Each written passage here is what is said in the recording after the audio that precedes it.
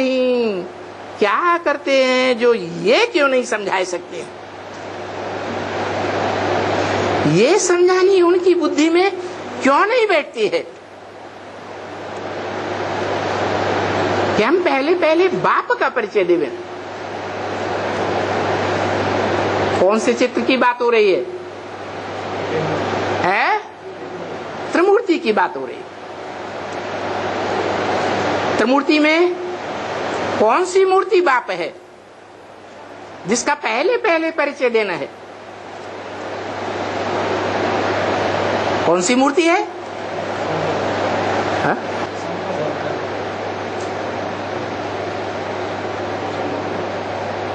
हाँ जी, अव्यक्त मूर्ति, ऊंचे से ऊंचा करता, करनहार भी है और करावनहार मूर्ति भी है।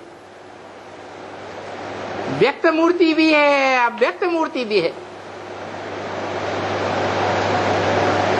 जिसको गीता में अव्यक्त मूर्ति कहा गया है। शिवलिंग, जिसकी यादगार दुनिया के खुदाइयों में सबसे ज्यादा प्राप्त हुई है। सार्वभौम मूर्ति है, समझा? ये ठीक बात है। तो त्रिमूर्ति के चित्र में समझाओ, ये है तुम्हारा बाबा। क्या क्या है? बाबा या बाप? क्या है? एक कहता है बाप, दूसरा कहता है बाबा। बाबा की तो परिभाषा बता दी। क्या बताई? साकार और निराकार के मेल को बाबा कहा जाता है। तो त्रिमूर्ति के चित्र में ब्रह्मा बाबा को बाबा नहीं कहेंगे? है? दादा बाबा नहीं कहेंगे? उस साकार में निराकार नहीं था? है? था तो, लेकिन अभी तो है नहीं। तो जो वर्तमान प्राप्ति है उसको छोड़ दें और जो पास्ट में हो चुका उसको भक्तों की तरह याद करते रहें। ये भक्ति मार्ग हुआ या ज्ञान मार्ग हुआ? ये तो भक्ति मार्ग हो गया। अच्छा, विष्णु की मूर्ति को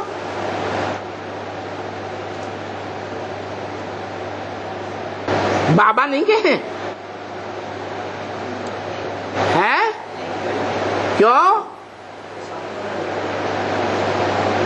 क्योंकि वो तो संपूर्ण देवता है। वो देवता बनाने वाला नहीं है, देवता संपूर्ण बनने वाला है या बनाने वाला है? हैं? बनने वाला है। जिसे हम कहते हैं हमारा बाबा, वो बाबा तो संपूर्ण देवता बनने वाला भी है और उस बाबा में बनाने वाला भी है। कौन है बनाने वाला? है शिव बाप अकेला? बाबा साकार और निराकार का मेल हो, जिसमें ये भी न कह सकें कि ये सिर्फ ज्योति बिंदु आत्मा है। इसका नाम सिर्फ शिव है, ये भी न कह सके। क्या कहें? शिव बाबा, बाबा शिव नहीं। क्यों है?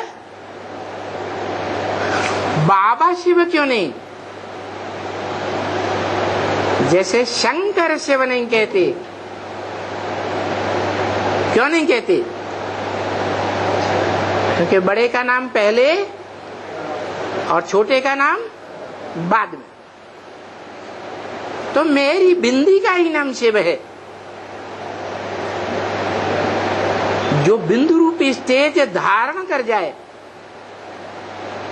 बाप समान बन जाए, उसे कहेंगे शिव। और साथ में साकार शरीर भी हो।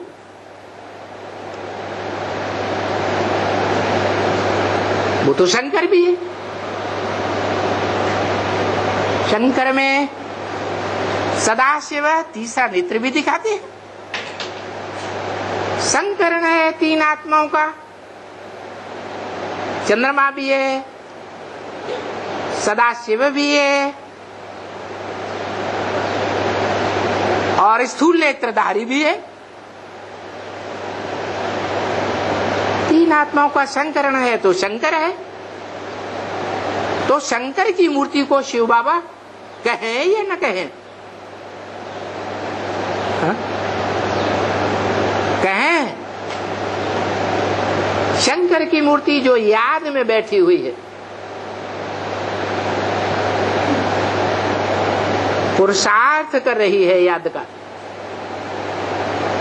उसको शिव बाबा कहें? है? नहीं कहे? कहें? हैं? कहें? अरे शिव के मंदिर में बीच में शिवलिंग होता है और बाजू में और देवताओं के साथ मुख्य स्थान पर शंकर की मूर्ति रखते हैं। तो भगवान एक है या दो है? तो कौन है? शंकर की मूर्ति को भगवान कहें जो देवताओं के बीच में रखा है, देवताओं की लाइन में रखा है, या शिवलिंग को कहें?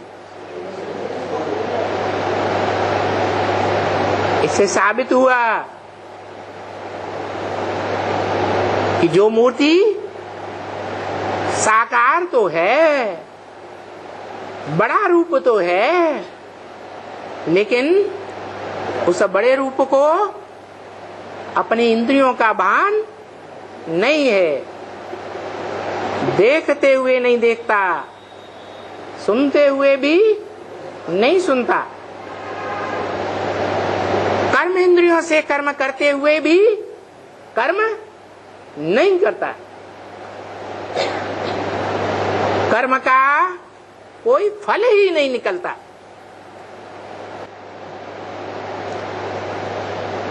कर्म इंद्रियों से जो कर्म किया जाता है उसका फल में निकलता है या नहीं निकलता? काम इंद्रिय से जगत के संपूर्ण प्राणी कर्म करते हैं तो सृजन क्रिया करते हैं, फल निकलता है, बच्चा पैदा होता है या नहीं होता है? होता है। और वो अव्यक्त मूर्ति शिवलिंग ऐसा है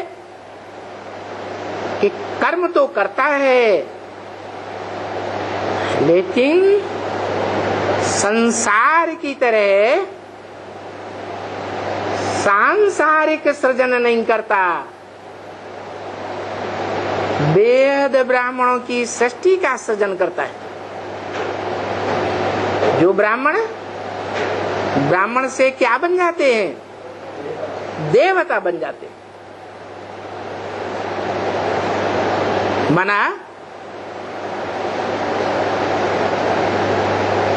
जिस सत्व से संसार सृजन करता है,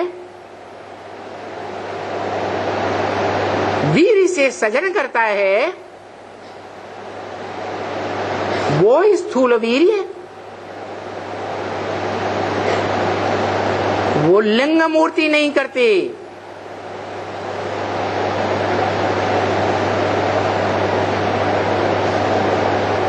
इंद्रियां प्रबल हैं। इंद्रियों से भी प्रबल मन है और मन से प्रबल बुद्धि है। और बुद्धि को भी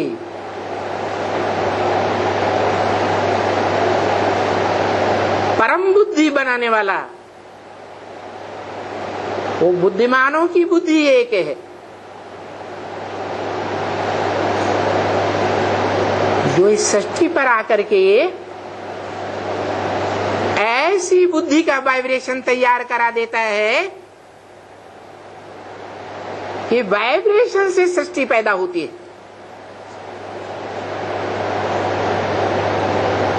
कोई भी प्राणी मात्र वाइब्रेशन से सृष्टि पैदा कर सकता है? नहीं कर सकता।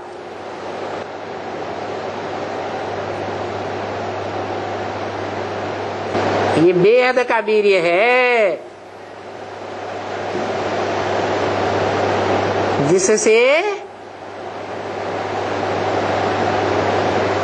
सतयुग के राधा कृष्ण जैसे सत्व प्रधानतम बच्चे का जन्म होता है,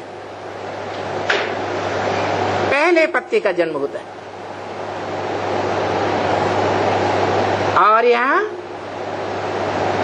संगम युग में नौकुरी के ब्राह्मणों में से जो अव्वल नंबर कुरी है सूर्यवंशियों की, उस अव्वल नंबर कुरी के ब्राह्मणों का जन्म होता है।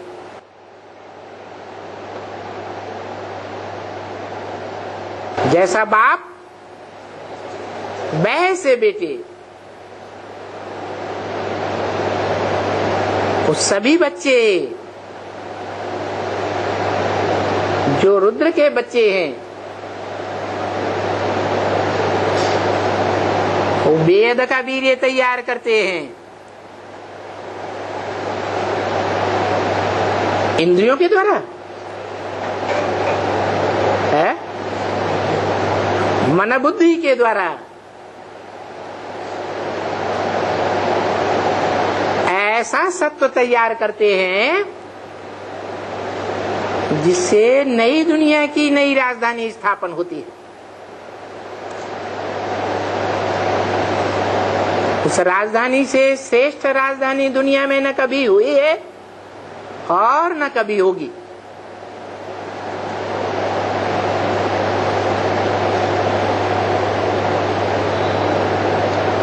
तो ये बातें बच्चों की बुद्धि में क्यों नहीं बैठती हैं?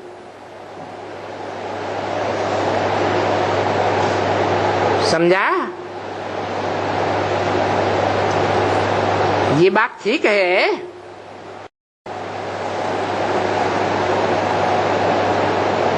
त्रिमूर्ति के चित्र में ये पक्का बुद्धि में बैठा देना चाहिए। ये है तुम्हारा बाबा। किस तरफ इशारा करेंगे? हैं?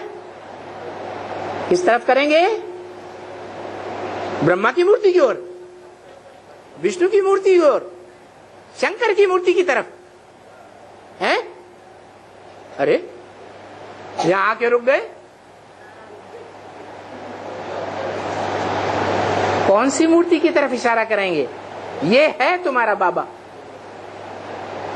अरे अभी फिर बता दो। है अव्यक्त मूर्ति, जो मूर्ति भी है और अव्यक्त स्टेज वाली भी है, जिसमें नाक, आंख, कान, इंद्रियां, कर्मेंद्रियां, ज्ञानेंद्रियां दिखाई ही नहीं देती। आंखों से जो दिखाई देता है वो है व्यक्त, और आंखों से जो दिखाई नहीं देता वो है अव्यक्त।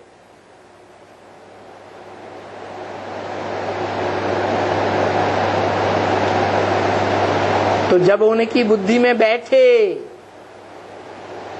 समझने वाले जिज्ञासुओं की बुद्धि में कि हाँ ये है हमारा बाबा,